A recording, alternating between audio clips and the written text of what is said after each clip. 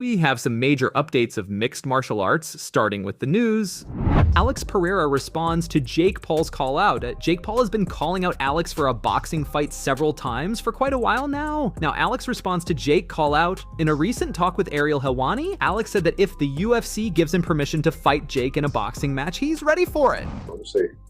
Well, I'm gonna be honest, it's of course something that interests me, but he knows that I'm on a contract to the UFC and I cannot just leave. I think that's why he calls and he says all that. But because I think if the UFC was a league that allows everybody to fight anywhere, I don't think he'll be saying that. Shavkat Rakhmonov gives his take on how these intriguing fights will go if they happen. Take a look.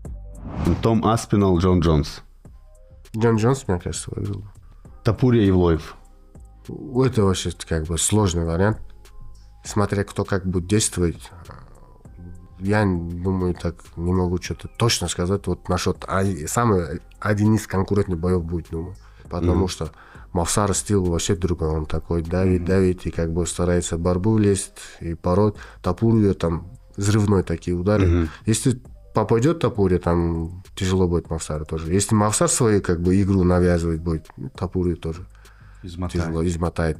И все, они оба хорошие, честно говоря. Вот все равно я Мавсара буду ставить. Просто как бы. Макхачев, Царукян. Макхачев, думаю, все равно. Макхачев, если он сейчас в пике, в принципе, да. он хороший. Царукян тоже неплохой. Но ему не хватит все равно. Петр Ян, Умар Нурмагомедов. Не, оба они хорошие. Просто понять надо, как Умар все равно. У них школа хорошая, он такой постоянно давит.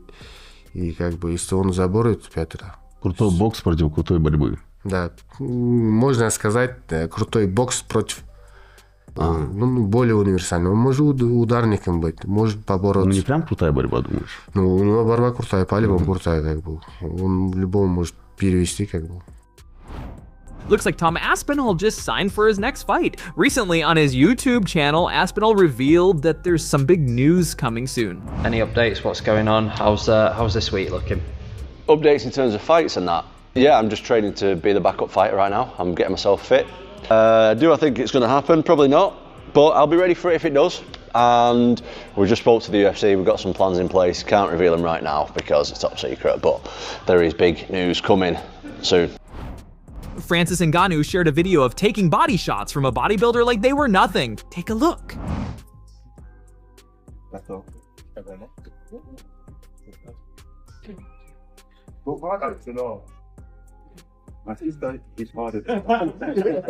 on. Turn the hip. Come on, man.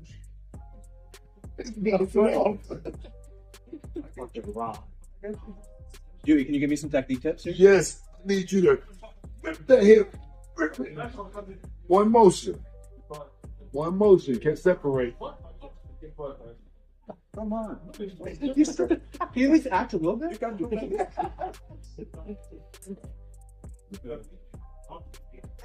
hurt my hand. Okay. It's melting off. I give up. Mohammad Mokaev is set to take on Raúl Rosas Jr. in a grappling match at the Abu Dhabi Extreme Championship. Red Corner just confirmed it. Interestingly, after hearing the news, someone remarked, Dana's favorite kid is cooked. Belal Muhammad claims he nearly made Kamaru Usman cry during their unreleased podcast. Recently, Belal appeared on the Submission Radio where he revealed that he went on Usman's show and really got to him. Funny enough, Usman still hasn't released that episode with Belal. Listen to what he actually revealed. You gotta get banned off everybody's podcast by the time you're done with your run in the UFC, man. But did you roast him? Like, did you give him some jokes and he just couldn't really take them? Like, what did I didn't even like. I just hit him with facts and truth, and I think that his ego is so big that it hurt him a little bit, right? He's so used to talking back and forth with like morons like Kobe Covington and stuff, but when he has somebody that's intelligent and way wittier than all these guys and smarter than these guys, I think that his ego got involved and it started hurting him. It started stinging a little bit. So once you're a champion of the past and you see the real champion standing in front of you, I think it just it doesn't sit right with you. And I think for him, it hurt him to see the champion in front of him, and it affected him in a way that, almost brought him to tears. Dude, really? So did he actually get pretty upset during the recording? I'll leave it at that. We'll just keep it right there. Well, let's get everybody on the internet. We want to see the recording, right? The lost You gotta tapes, holler brother. at Cejudo to release the tapes. I want to see them, man. This is unbelievable. Aleksandar Rakic shared intense training footage ahead of his fight at UFC 308.